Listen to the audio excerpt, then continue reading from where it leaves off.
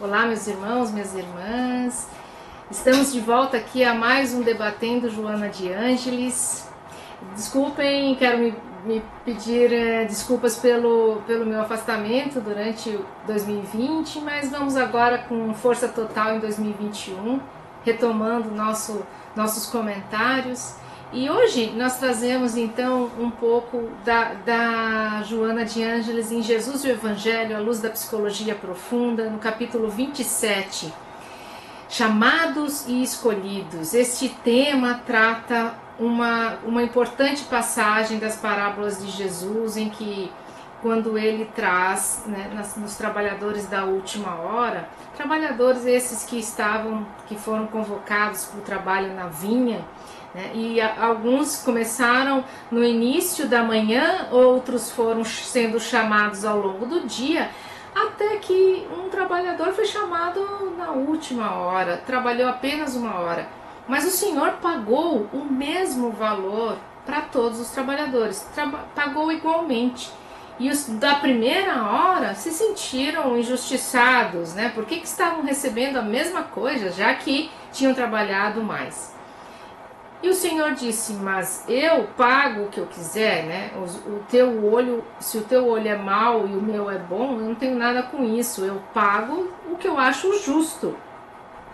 E nesta parábola, às vezes, se a gente ficar apressadamente querendo olhar as aparências, E principalmente as questões materiais, É lógico que nós vamos tentar entender, Poxa, mas Jesus não era injusto, porque ele traz uma questão justamente se relacionando com o reino de Deus, é semelhante ao Senhor. Então, o reino dos céus, o reino de Deus, como Jesus sempre exemplificou, é uma provocação fundamental para o nosso processo de autoconhecimento.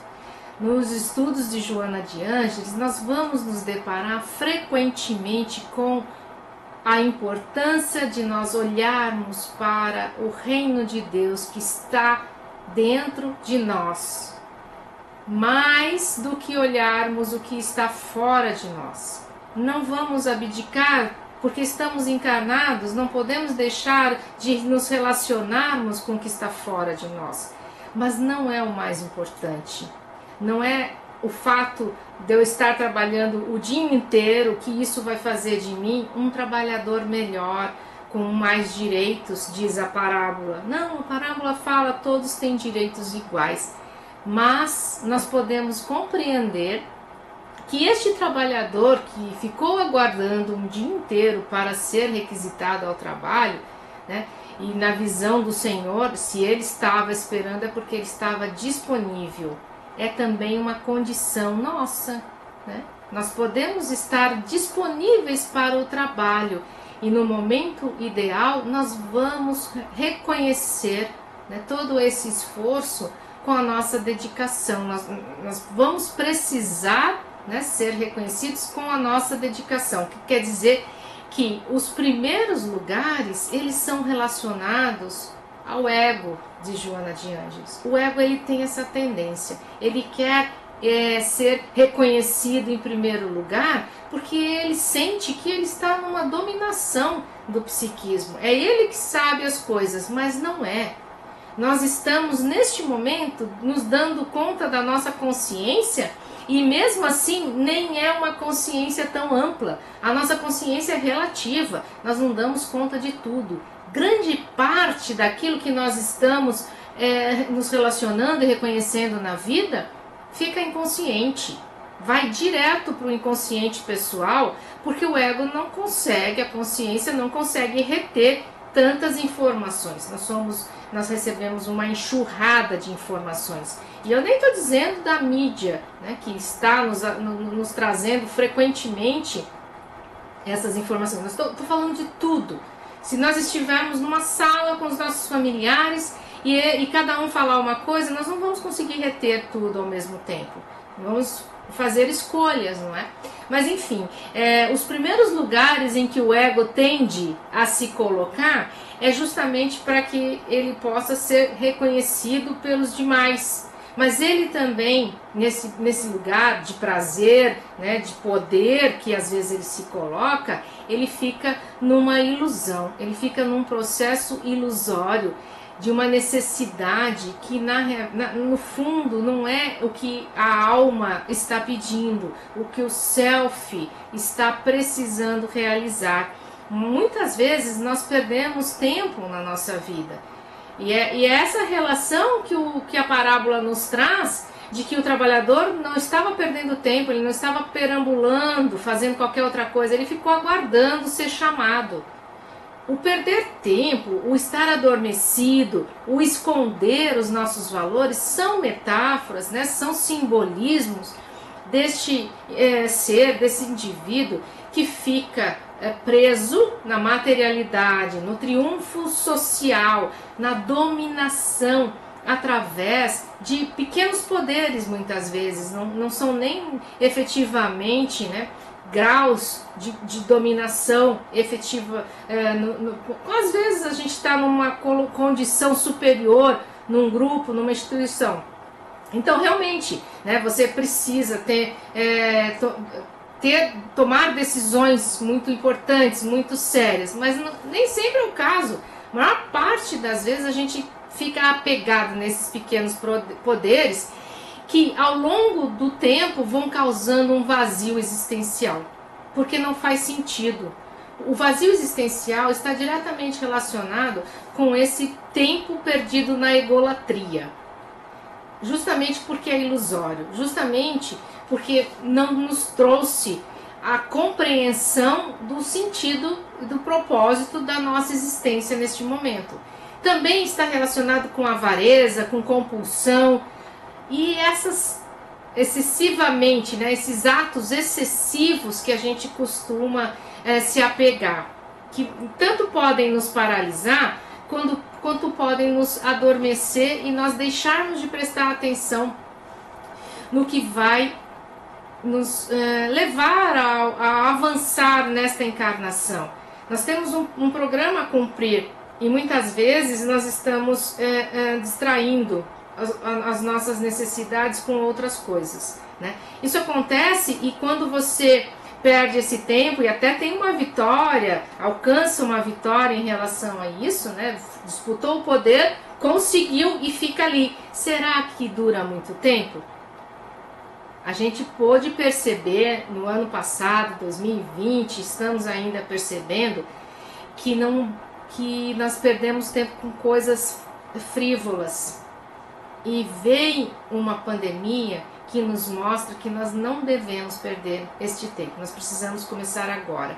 Joana fala assim que a vitória deve ser disputada a qualquer preço por essas pessoas que buscam esse hedonismo, não importando as consequências que possam advir dessa filosofia utilitarista de efeitos perturbadores. Ela diz que sim, que há uma consequência muito perigosa quando nós passamos tempo demais assim perdendo esse tempo. A consequência está diretamente relacionada com transtornos psicológicos, doenças físicas, danos espirituais, que ela diz que é de libertação penosa.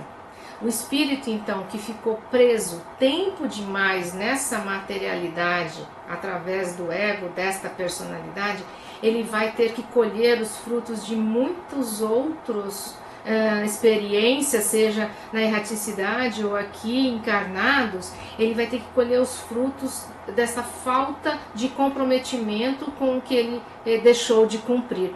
Então ela chama assim que esses vitoriosos de um dia, em algum momento, vão precisar se dar conta e reconhecer que não basta apenas a gente fazer o nosso trabalho, esse cotidiano, esse que nos traz o sustento.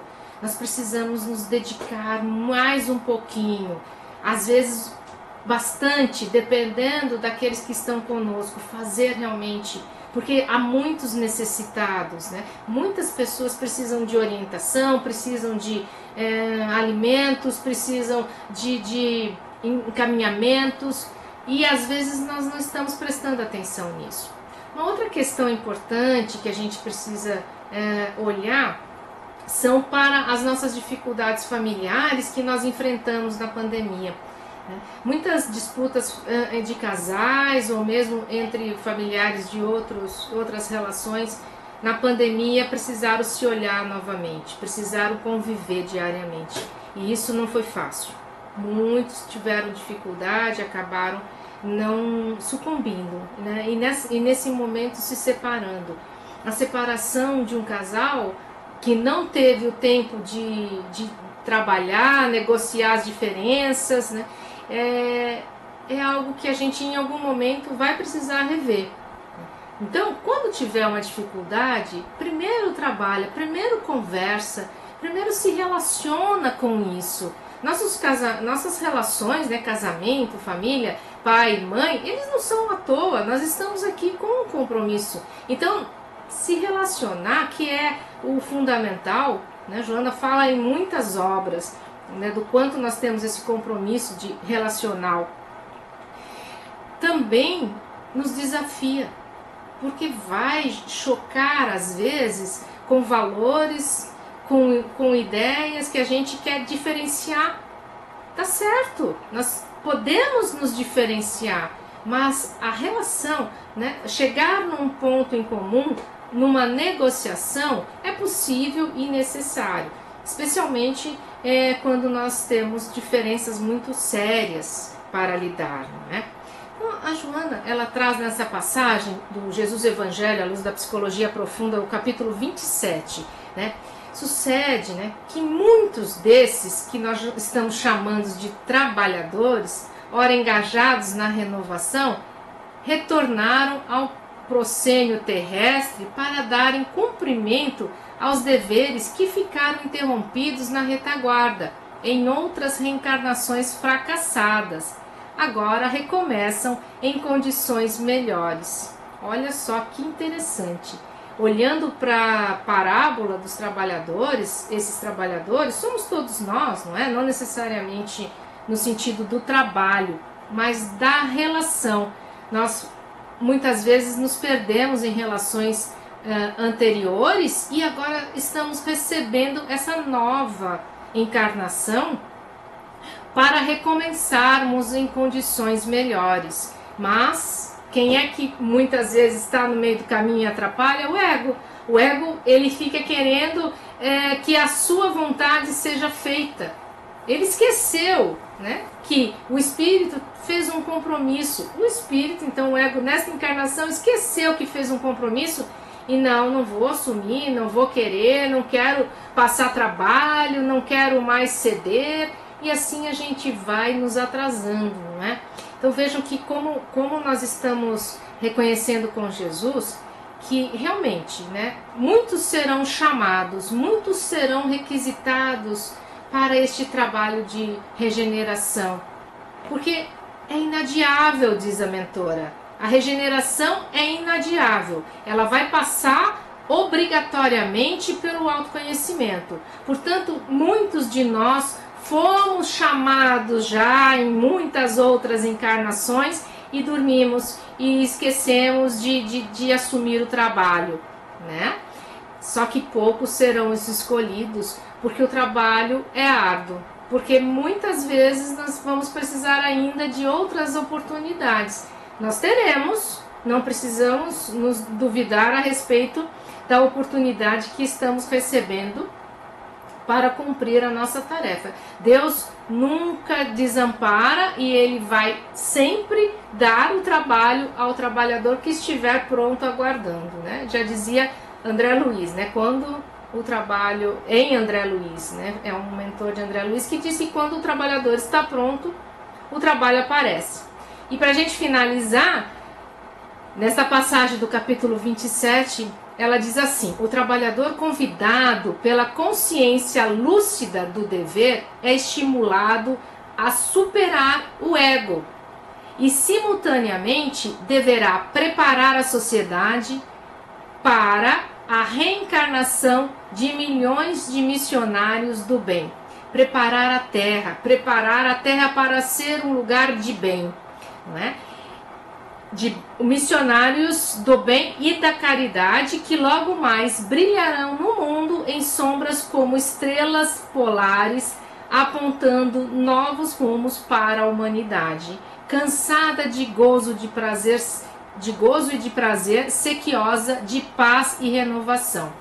Esse cansaço que Joana nos diz, o espírito ele fica cansado, porque ele pode passar uma encarnação inteira, então o self fica insistindo, mas esse ego intransigente, fixado no poder, no aplauso, resiste e impede o nosso desenvolvimento. Então nós temos aqui um trabalho importantíssimo a realizar. Seremos chamados muitas vezes ainda, mas o que importa é que nós precisamos garantir que seremos escolhidos, e para isso o nosso trabalho já está nos aguardando há bastante tempo, né? Estejamos nós prontos para essa realização. Muito obrigada, espero que vocês possam curtir, deixar um like aí, e nós estamos aqui sempre aguardando outras oportunidades. Então fiquem em paz, que assim seja.